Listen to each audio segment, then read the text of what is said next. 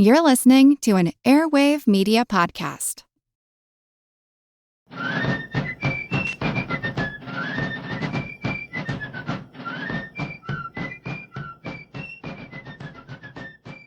Hello, and thank you for joining the American Revolution.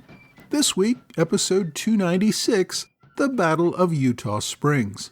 We last left General Nathaniel Greene and the Southern Continental Army back in episode 287, when the Patriots forced the British to give up most of their outposts in South Carolina, including the large base at Fort 96.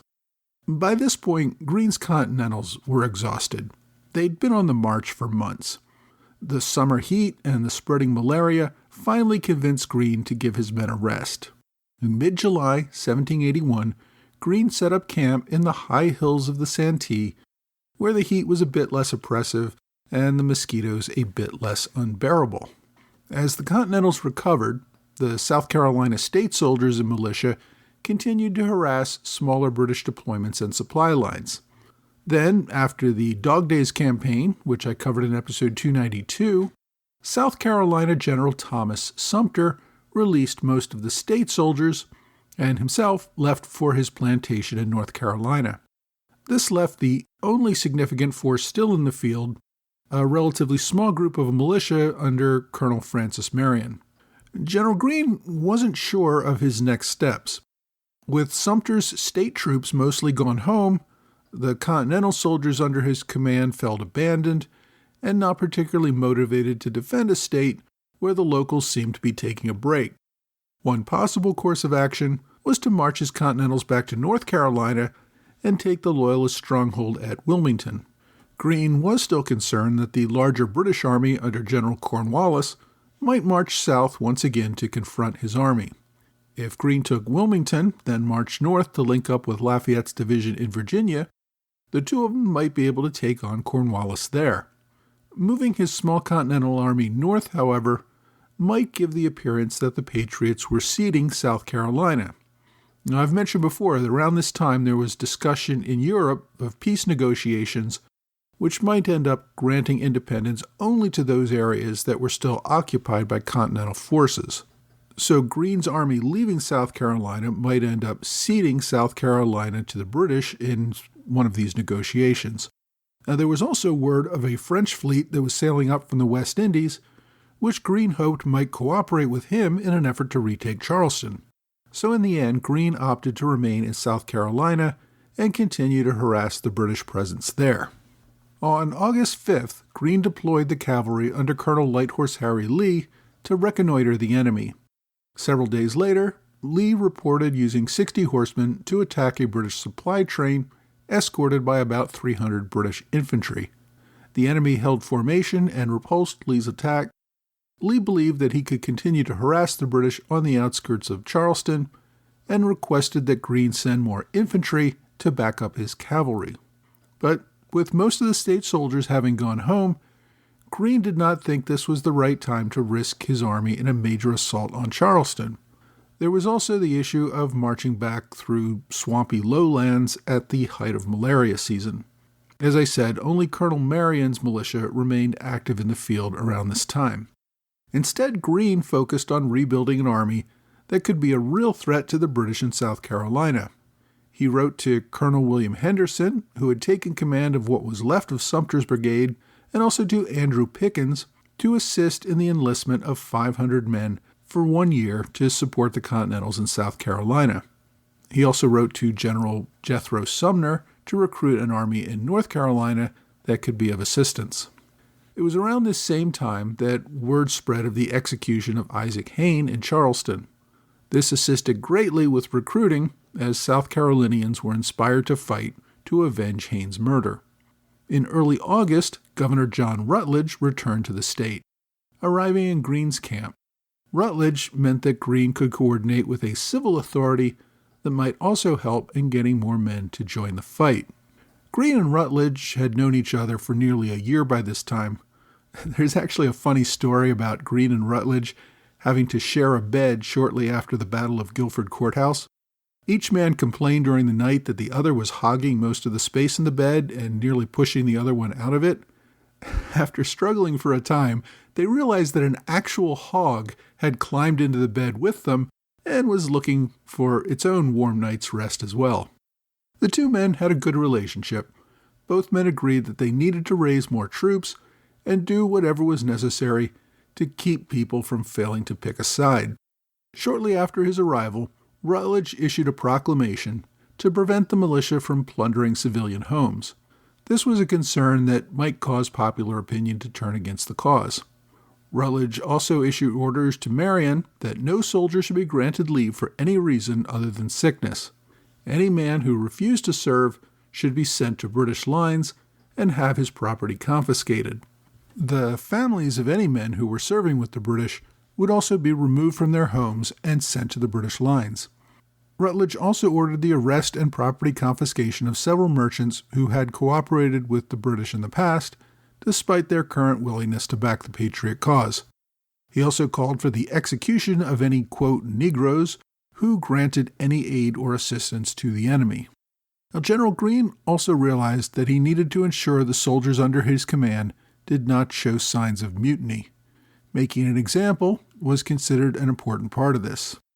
Sergeant John Hadley was brought up on charges of being disrespectful to an officer and of stating that he would never again endeavor to injure the enemy. Essentially, the sergeant was saying that he was done with the war and would no longer take orders. General Greene ordered his court-martial. Now, perhaps due to bad timing, the court-martial met on August 5th, the day after the British execution of Isaac Hayne, so the court was in no mood to be merciful. The court ordered the sergeant guilty and ordered his execution.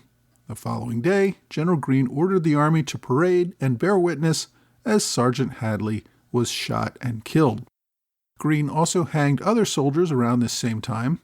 All of these were Continental soldiers who had deserted and joined with Loyalist forces against the Patriots.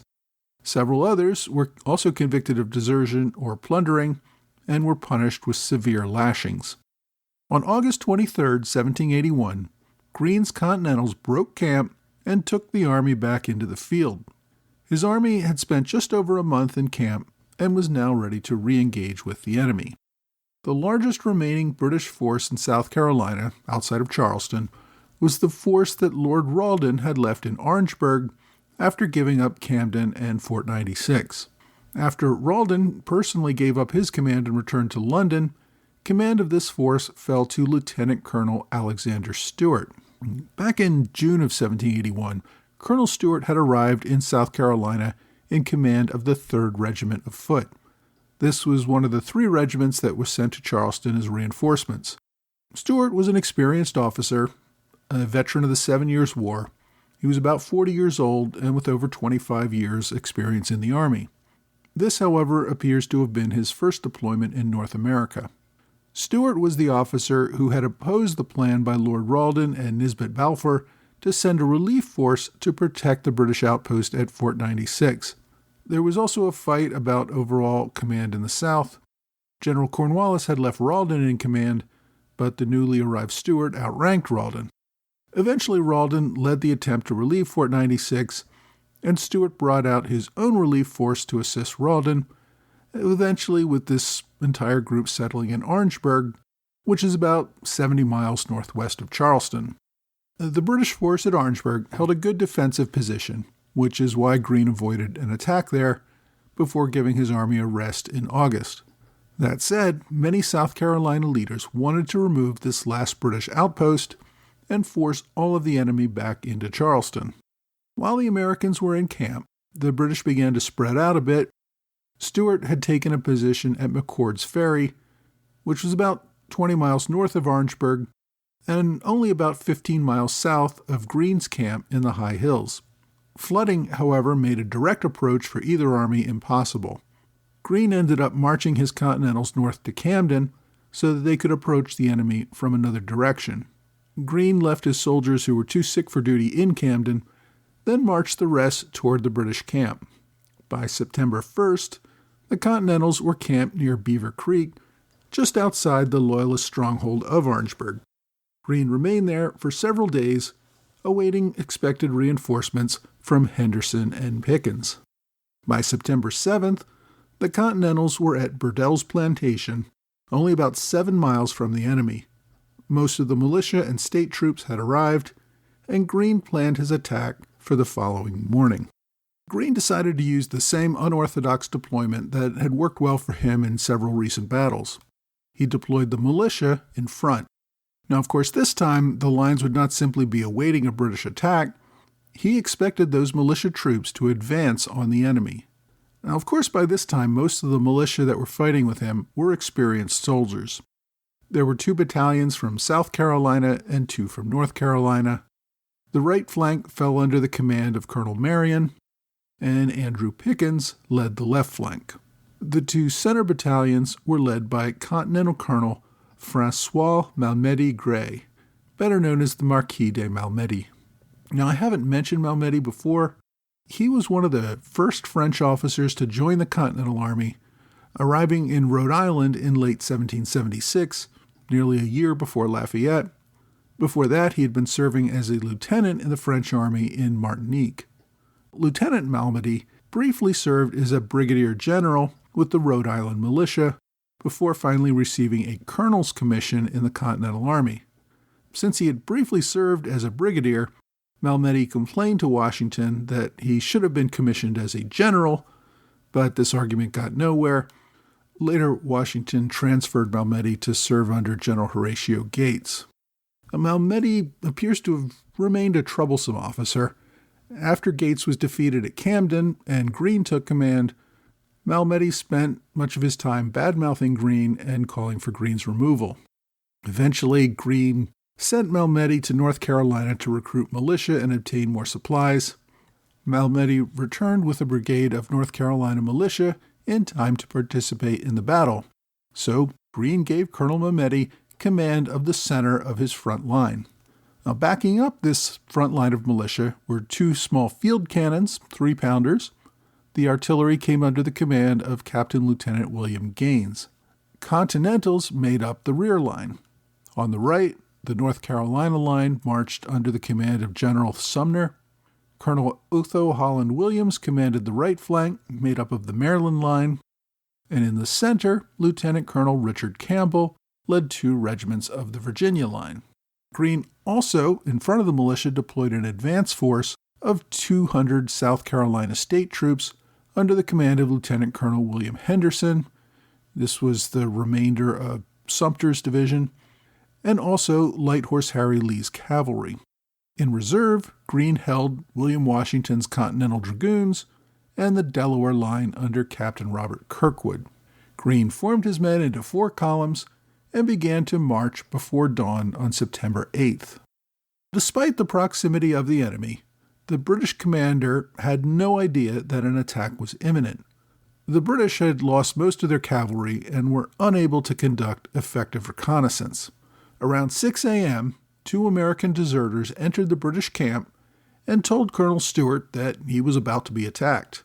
Stewart deployed Major John Coffin with 140 infantry and 50 cavalry to investigate. After marching about 3 miles, Coffin spotted the American advance force under Henderson and immediately ordered a charge. The South Carolina soldiers held their ground and returned fire, killing 5 and wounding others from the attacking force. At this point, after making contact with the enemy, Greene moved his army from columns into lines of battle. The British advance force under Coffin continued to return fire as it slowly fell back. By about 9 a.m., the American advance made contact with the main British force. Now, on the British side, Stewart had 3 regiments of regulars, supplemented by provincial regiments, primarily from New York and New Jersey. These were all experienced soldiers who had been fighting in the Southern campaign for over a year. Provincial Lieutenant Colonel John Harris Kruger, the former commander of Fort 96, commanded the advance line.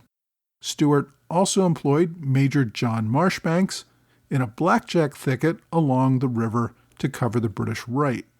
Behind the British right flank was a large brick house that gave coverage to the entire battlefield and whose walls were strong enough to block musket balls.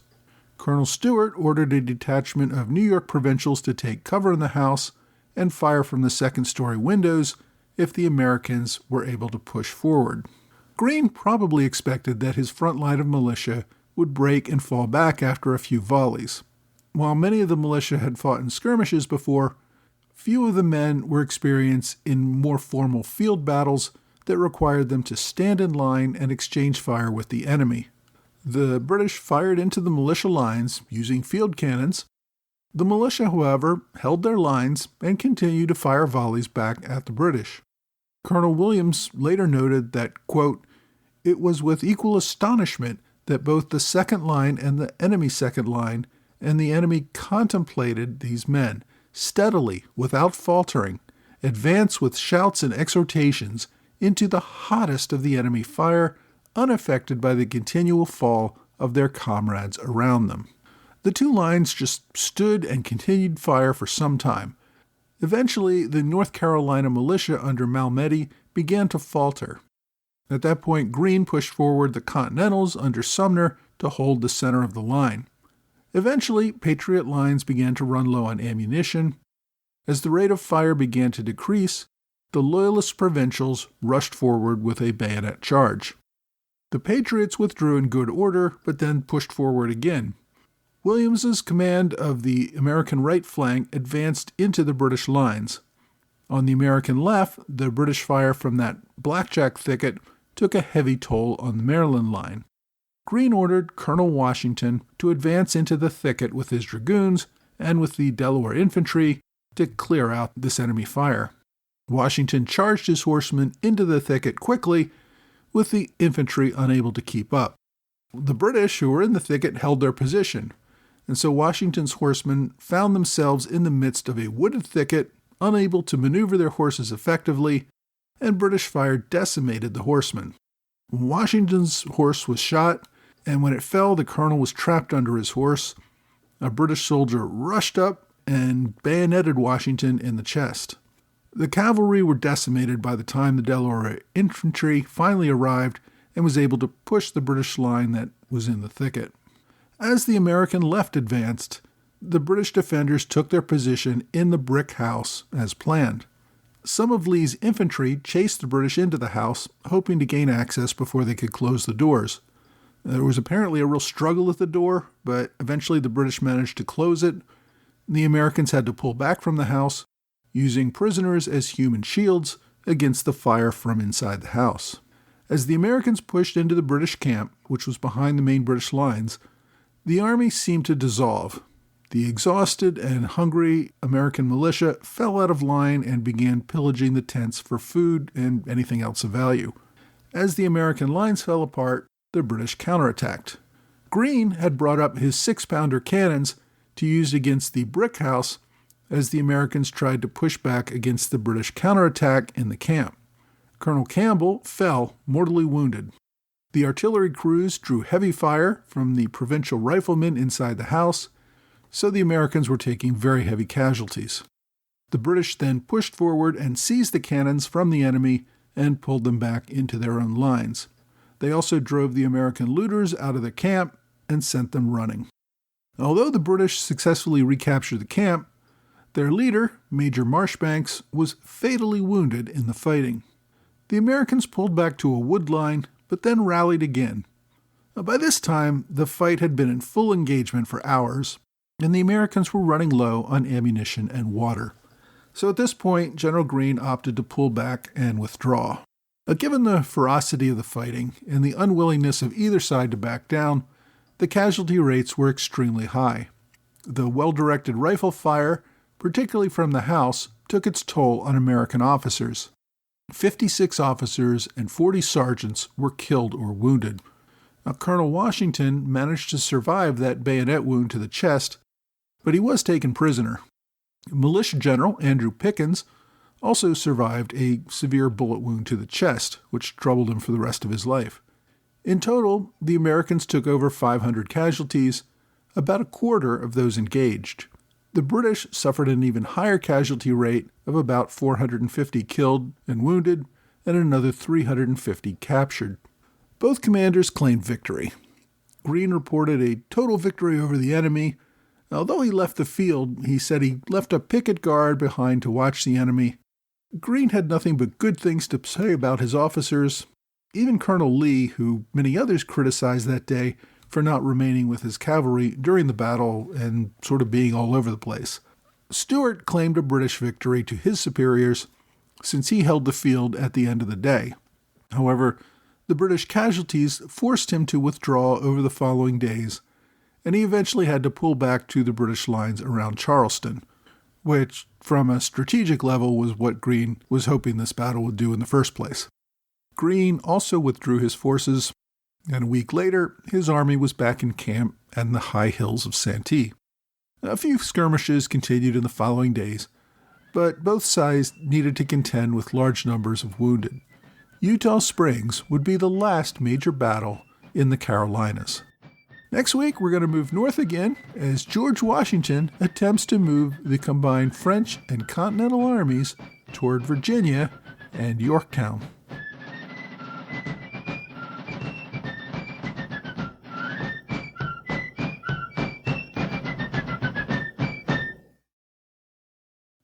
Hey, thanks for joining the American Revolution Podcast After Show, part of the Airwave Media Network. Thanks to my Patreon supporters in the Alexander Hamilton Club, George Davis, Mike Hager, John Salentano, Michael Mulhern, and the Sons of the American Revolution. The Sons of the American Revolution actually has their own podcast. You can check it out at fastfunhistory.com. Thanks also to Robert Morris Circle supporters Greg Pusak and 10crucialdays.org, where you can learn all about Washington's Crossing and the battle that kept the American Revolution alive. Remember, you can also support this podcast through one-time gifts via PayPal or Venmo. Also, if you shop on Amazon, remember to start your session by clicking on one of my book links. Even if you don't buy the book, I get credit for whatever you buy during that session. It's a great way to support this podcast without spending any money that you weren't going to spend anyway. I also want to remind everyone that our American Revolution Roundtable on Zoom is going to be a week early in February. And normally, we meet on the second Wednesday of each month. But since the second Wednesday in February is also Valentine's Day, I hope that you will have something better to do that night. So instead, we're going to meet on Wednesday the 7th. If you want to be sure to get a Zoom link for this event, we meet every month. It's a live event where we talk about different topics in the American Revolution. Join my mailing list on MailChimp so that you can be informed of these things. As I said in the main episode this week, Eutaw Springs was the last major battle in the Carolinas.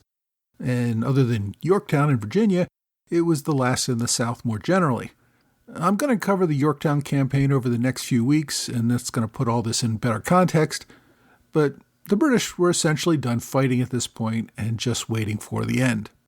I mentioned that officers suffered a high casualty rate in this battle, and I failed to mention that the British commander at Eutaw Springs, Alexander Stewart, was also injured in the battle.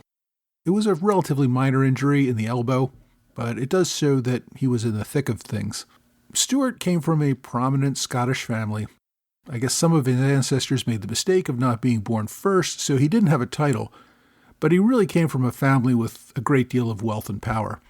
His father was a member of Parliament, as was his brother, William. Alexander would also enter Parliament himself after the war, and he remained a British Army officer and continued to climb through the ranks.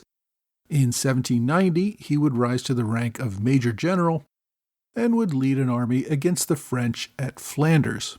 Now, in making my book recommendation this week, I will admit that I relied heavily on John Buchanan's The Road to Charleston in preparation for this episode, but I've already recommended that book.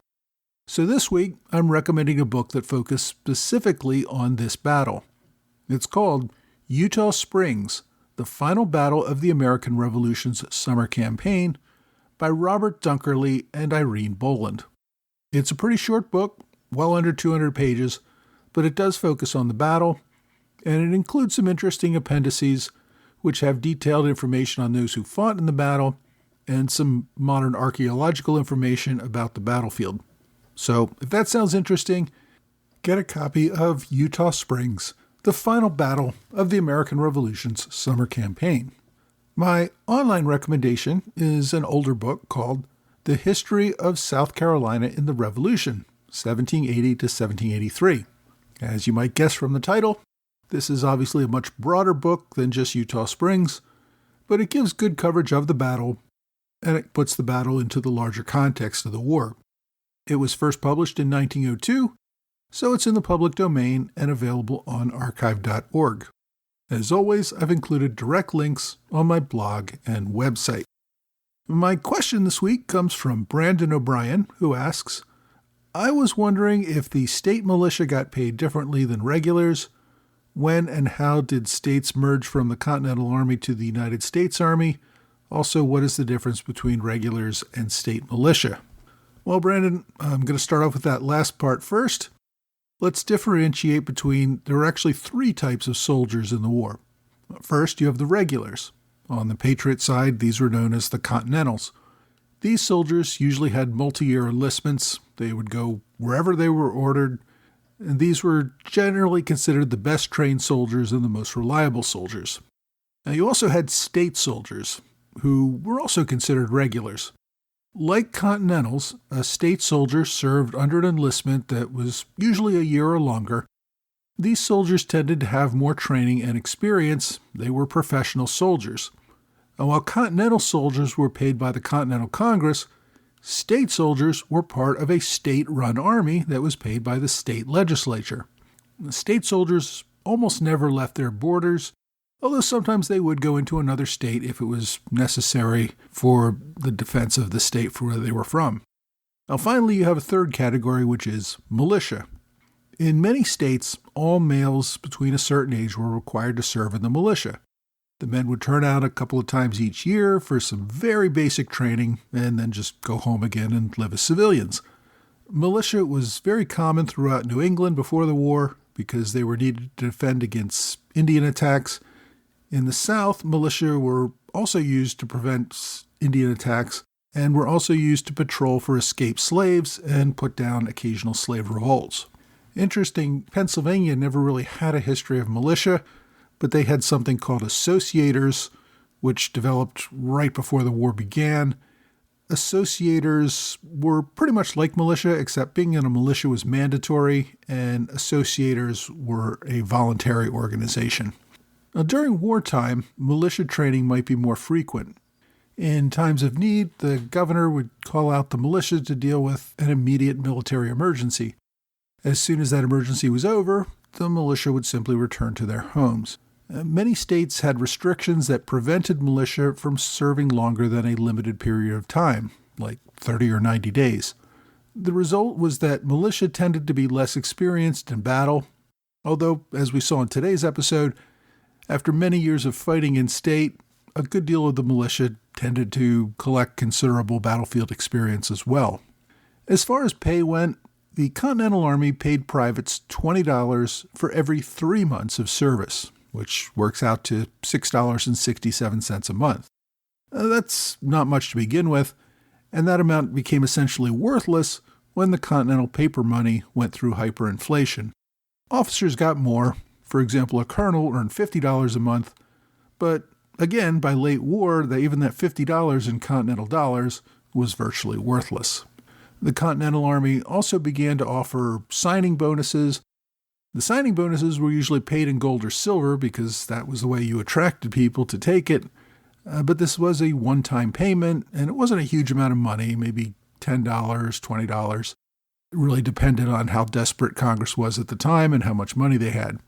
As the war dragged on and it became harder to recruit, Congress later offered the promise of free land to enlistees if they survived the war.